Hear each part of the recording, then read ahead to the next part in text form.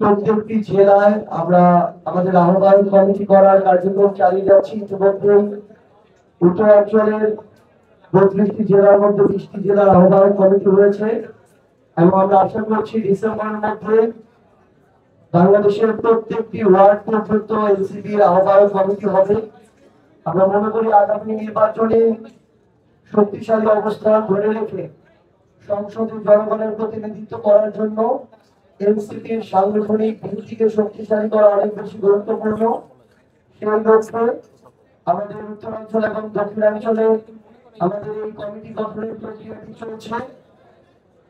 বিগত সময়ে বাংলাদেশের গতানুগতিক রাজনৈতিক দলগুলো তাদের পুরনো কালচারে মাঠ পর্যায়ে যেভাবে ইকুয়েশন হিসাব করত, যেভাবে মানুষ আগে দলের নাম দেখে মার্কা দেখে ভোট দিয়ে আসতো, এখন বর্তমানে মাঠের সেই অবস্থা আর নেই।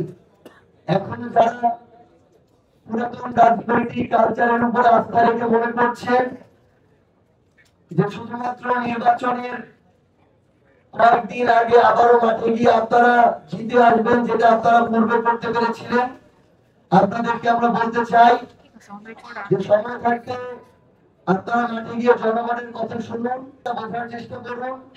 কারণ আপনাদের অনেক স্থানীয় পর্যায়ে নেতা কর্মী হয়তো কোনো একটা জেলায় 5 জন 10 জন মিলে এমন কিছু কার্যক্রম সাধারণ মানুষকে হয়রানি ভোগান্তি শুরু করেছে যে শত শত মানুষের জীবন অতিষ্ঠ হয়ে উঠছে।